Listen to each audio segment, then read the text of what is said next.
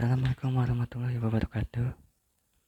Kali ini kami di kelompok 2 yang beranggotakan saya Adam Prano Pusparosa dan Muhammad Akram Makarim akan menjelaskan materi tentang penggabungan usaha. Pengertian penggabungan usaha. Penggabungan usaha yaitu penggabungan entitas usaha.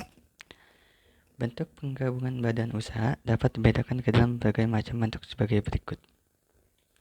Dari segi jenis usaha, perusahaan yang bergabung, bentuk penggabungan badan usaha dilihat dari segi jenis usaha. Perusahaan-perusahaan yang bergabung dibedakan ke dalam 3 macam bentuk sebagai berikut. 1. Penggabungan horizontal, yaitu penggabungan perusahaan-perusahaan yang sejenis yang menjadi satu perusahaan yang lebih besar. Yang kedua, penggabungan vertikal, yaitu penggabungan perusahaan yang sebelumnya keduanya mempunyai hubungan yang saling menguntungkan. Dan yang terakhir, penggabungan konglomerat, yaitu merupakan kombinasi dari penggabungan horizontal dan vertikal. Dari segi hukumnya, penggabungan usaha dibagi menjadi 1. Merger, yaitu penggabungan usaha dengan cara satu perusahaan membeli perusahaan lain, yang kemudian perusahaan yang dibelinya tersebut menjadi anak perusahaannya atau dibubarkan.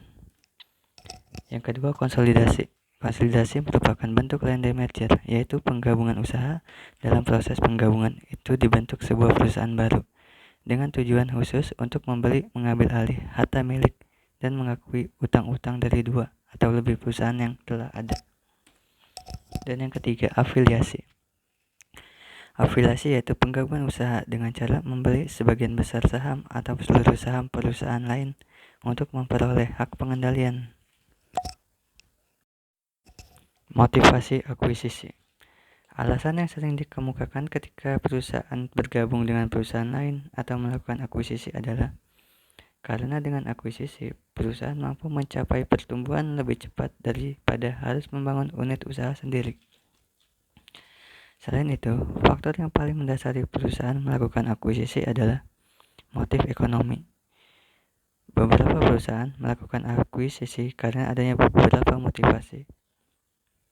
Menurut Suat Husnan, motivasi akuisisi adalah sebagai berikut. 1. Sinergi. 2.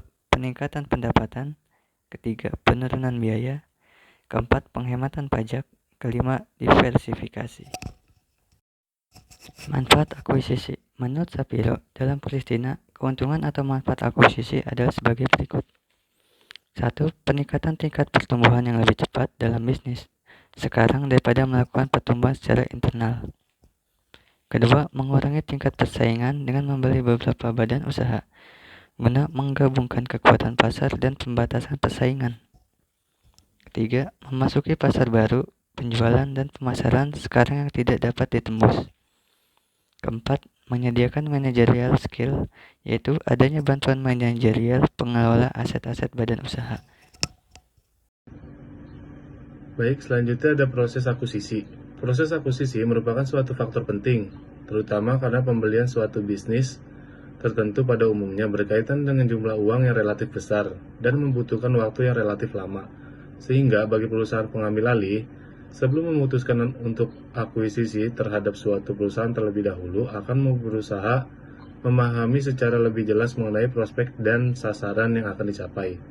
Proses akuisisi menurut P.S. Sudarman tahun 1999 dalam Palestina 2003 terdiri dari 3 tahap, yaitu tahap pertama tahap persiapan meliputi mengembangkan strategi akuisisi, alasan penciptaan nilai dan kriteria akuisisi. Yang kedua, meneliti, menyaring dan mengidentifikasi perusahaan target.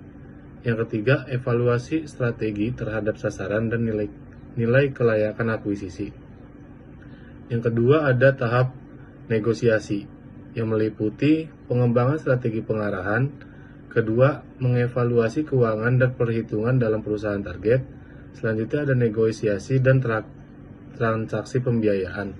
Yang ketiga, ada tahap interaksi atau penggabungan yang meliputi mengevaluasi kesehatan organisasi dan budaya perusahaan. Yang kedua, mengembangkan pendekatan integrasi. Yang ketiga, menyesuaikan strategi organisasi. Sedangkan menurut Alfred Rapport 1979 dan Christina 2003, proses analisis akuisisi melalui 3 tahap, yaitu planning. Planning itu adalah proses perencanaan akuisisi dimulai dengan suatu analisis terhadap corporate objektif dan produk market strategi.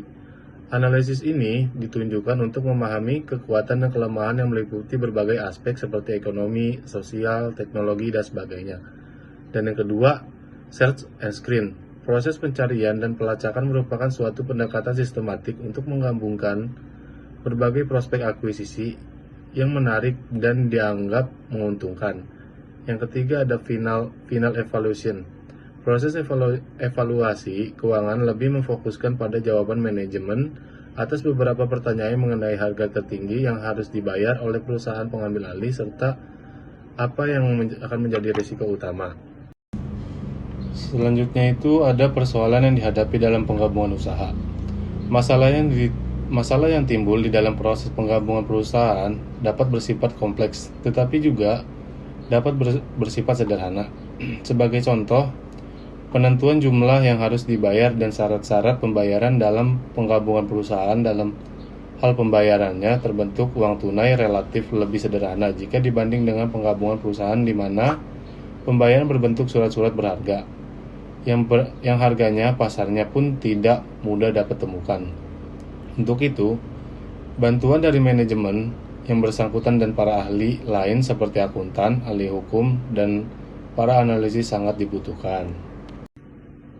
Selanjutnya ada kontribusi relatif perusahaan yang bergabung. Yang pertama itu ada kontribusi relatif dari kekayaan bersih.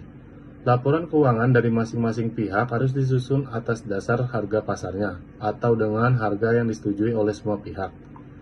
Tiap-tiap pos dari laporan keuangan harus diperiksa dan dianalisis secara khusus oleh akuntan yang independen. Dan jika dirasa perlu, akuntan dapat menyusun kembali laporan keuangan tersebut agar supaya lebih informatif dan dapat diperbandingkan serta sesuai dengan prinsip-prinsip akuntansi yang lazim. Yang kedua itu ada kontribusi relatif dari laba yang diproyeksikan. Penentuan besar kontribusi relatif dari rata-rata keuntungan kepada perusahaan yang baru dibentuk memerlukan juga bantuan dari orang yang ahli di bidang ini. Ada beberapa langkah yang harus dilakukan, yaitu laporan laba atau rugi dari perusahaan yang digabung juga harus disusun sesuai dengan prinsip-prinsip akuntansi yang lazim, seperti halnya pada neraca.